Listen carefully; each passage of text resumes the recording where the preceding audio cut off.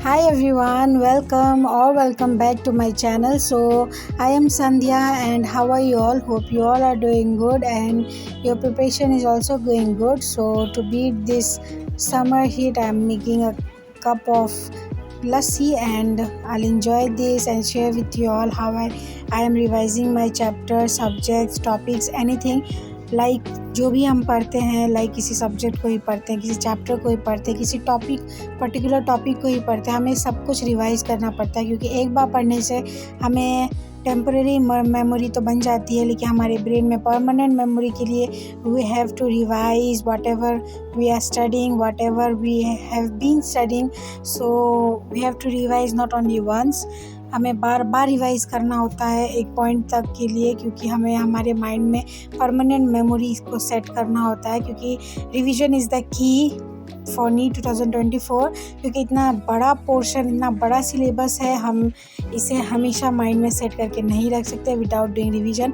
ऐसा नहीं है एक बार आपने पढ़ा लेक्चर, एक बार नोट्स बना लिया and you are sorted for that. So let's quickly start the video and if you like my videos please don't forget to hit that like button and leave a comment in the comment section. So quickly let's start a video. So सबसे पहले we'll talk about biology. तो biology में normally I study from my lectures by making notes. तो lecture देखने के बाद lecture के साथ साथ I make notes, proper notes. तो लेक्चर देखने के बाद इमीडिएटली तो टाइम नहीं मिलता, लेकिन शाम में लाइक हमारी क्लास 9 से 3 होती है, तो 3 बजे के बाद we are free. If we take break off 1 hour 2 hours after 5 PM we are free. तो उसके बाद जो भी मैंने पढ़ा है वो सबसे पहले मैं लेक्चर देखती हूँ, नोट्स लिखती हूँ, फिर जो भी मैंने पढ़ा है वो मैं नोट्स को एक बार रिवाइज़ कर लेती हूँ कि ये मैम ने पढ़ाया है, और एक पेज लेके या फिर वो NCERT पढ़ लेती हूँ. फिर उसके बाद लाइक NCERT की की पॉइंट एंड नोट्स के की पॉइंट को मैं किसी एक पेज पे लिख के, और बाद में क्या होता है ना कि NCERT में ही रख लेती हूँ. आपने मेरी NCERT में देखा होगा पेजेस बहुत सारे होते हैं, तो जो भी चैप्टर हुआ या टॉपिक हुआ लाइक टेक्सोनॉमिकल हायरार्की से मैम ने क्या पढ़ाया एंड NCERT में क्या है, दोनों चीज़ों को पढ़ लिया मैंने. तो ये मेरा रिवीजन भी हो गया और मैंने अपना पता है ना कि चैप्टर पे कमांड भी स्ट्रॉन्ग कर लिया. तो उससे मैंने नोट्स निकाले, छोटे छोटे पॉइंट्स, फिर उसके बाद लाइक एग्जाम्पल्स ही हो गए या कुछ गोल्डन पॉइंट्स ही हो गए, वो लिख लिए और उस पेज को मैंने वहाँ पे रख दिया. तो बाद में क्या होगा, रिवीजन के टाइम पे it will be easy for me to remind कि ये चीज़ें लाइक मैं वो एक पेज खोलूँगी तो मुझे ये पता चलेगा टेक्सोनॉमिकल हायरार्की में NCERT में ये है और मैम ने ये पढ़ा है. तो दिस इज़ माई की कि पहले लेक्चर देख लो, नोट्स पढ़ लो, फिर नोट्स को ही रिवाइज़ करना है बार बार. लाइक आज कर लिया, कल कर लिया, फिर लेक्चर कंप्लीट होने के बाद भी आपने कर लिया. फिर एक बार क्या होता है कि बहुत ज़्यादा हो जाता है तो संडे को रखना है कि लाइक संडे को मैंने रिवाइज़ कर लिया. तो चलो ये, और हाँ DPP जब तक सॉल्व नहीं करोगे आपका रिवीजन इज़ इनकम्प्लीट. तो जो भी आप रिवाइज़ करोगे उसके साथ साथ DPP सॉल्व करते जाना. तो ये बात हुई बायोलॉजी की. फिर फिज़िकल केमिस्ट्री, क्योंकि केमिस्ट्री में इनऑर्गेनिक ऑर्गेनिक कभी चल नहीं रहे हैं, तो फिज़िकल केमिस्ट्री की बात करते हैं.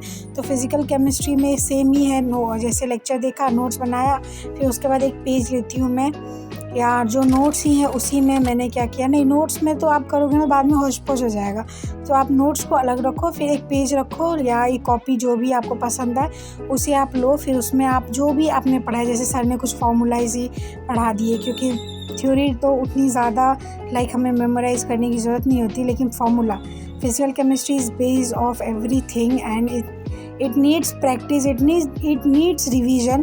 तो रिवीजन के लिए फिज़िकल केमिस्ट्री में बेसिकली फार्मूला ही है, फिज़िक्स में और फिज़िकल केमिस्ट्री दोनों में. तो आप फार्मूला को एक पेज पे लिख लो, लाइक मोल कॉन्सेप्ट ही पढ़ाया सर ने या सॉलिड स्टेट ही पढ़ाया, तो सॉलिड स्टेट चैप्टर में जितने भी फार्मूलाज है आप एक पेज पे लिख लो और उसको सॉलिड स्टेट चैप्टर के साथ रख लो.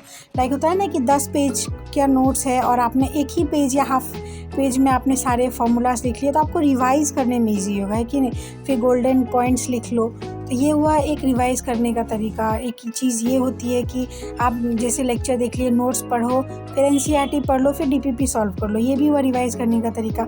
अभी स्टार्टिंग है तो अभी आप इजीली रिवाइज़ कर सकते हो हर चीज़. बाद में क्या होता है कि बहुत ज़्यादा पाइल अप हो जाते हैं ना, बहुत ज़्यादा वास्ट सिलेबस है, तो फिर संडे या वीक में कोई एक दिन रखना होता है जिस दिन बायो में पढ़ लूँगी, बायो के 5 चैप्टर्स रिवाइज़ कर लूँगी, बायो के 6 चैप्टर, फिज़िक्स के 5 चैप्टर 6 चैप्टर्स, केमिस्ट्री के 5 चैप्टर 6 चैप्टर्स, तो ऐसे आप रिवाइज़ कर सकते हो। एंड फिज़िक्स में मैं वही चीज़ है जैसे फिज़िकल केमिस्ट्री में लाइक जो भी सर ने पढ़ाया, फिज़िक्स में तो number of question you practice the number of marks you will get in the exam, तो प्रैक्टिस मेक्स यू परफेक्ट। तो फिज़िक्स में यही चीज़ है, फॉर्मूलाज़ को लिख लो, जिसे बार बार पढ़ोगे तो बार बार आपका रिवीजन होते जाएगा। थ्योरी सर ने पढ़ाई दी है, एक बार पढ़ लोगे तो बहुत है, अगर एक बार में नहीं हो तो दोबारा रिवाइज़ कर लो, वो भी बहुत है। और क्वेश्चंस फिज़िक्स में मेनली फार्मूला लिख के बगल में रख लो, क्योंकि कई बार हम डीपीपी जब सॉल्व करने जाते हैं ना, हमें फार्मूला के लिए नोट्स खोलने पड़ते हैं। तो फार्मूला अगर आप एक पेज पर लिख लोगे और बगल में अपने लिए रख लोगे और तब डीपीपी सॉल्व करोगे, आपको फार्मूला के लिए पेज खोलने की ज़रूरत नहीं पड़ेगी। तो ये बात मतलब एक लाइक होता है ना कि की पॉइंट याद रखना हमेशा कि formula is very important. Formula को याद करना, हर चीज़ को याद करना, फिज़िक्स में बहुत ही ज़्यादा याद करना पड़ता है। लाइक फार्मूलाज़ को, बहुत सारे यूनिट्स को, बहुत सारे चीज़ें हैं जो हमें याद करनी पड़ती है। अब तो स्टेटमेंट्स वाले क्वेश्चंस भी आते हैं, AR भी आते हैं, तो थोड़े बहुत थ्योरी पे भी ध्यान देनी पड़ेगी, जिसके लिए आपको NCERT पढ़ना पड़ेगा। MR sir as usual is a best teacher for physics, from physics वाला। एंड आप अगर उनसे पढ़ रहे हो तो आप बहुत ज़्यादा वो क्वेश्चंस करा रहे हैं इस बार, तो आप उन क्वेश्चंस को करो। जो भी सर क्वेश्चन करा रहे हैं उनको घर लेक्चर के बाद घर पे बैठ के किसी पेज पे, किसी बोर्ड पे, किसी राइटिंग पैड पे आप उसमें प्रैक्टिस करो, क्योंकि उन्हीं क्वेश्चंस को बार बार, एक क्वेश्चन को आप 10 बार भी प्रैक्टिस करोगे ना, वो ये मैटर नहीं करता आपने 10 बार प्रैक्टिस किया, मैटर ये करेगा आपने 10 बार उस क्वेश्चन को सॉल्व किया, आपने किसी भी एक चीज़ को 10 बार सॉल्व किया। तो मैटर ये करता है कि आपने कितनी बार किसी चीज़ को प्रैक्टिस किया, ये नहीं कि कितने क्वेश्चन को प्रैक्टिस किया, नहीं, परफेक्शन इज़ द की। तो इसी के साथ वीडियो का एंड करते हैं, मिलते हैं नेक्स्ट वीडियो में। Goodbye everyone.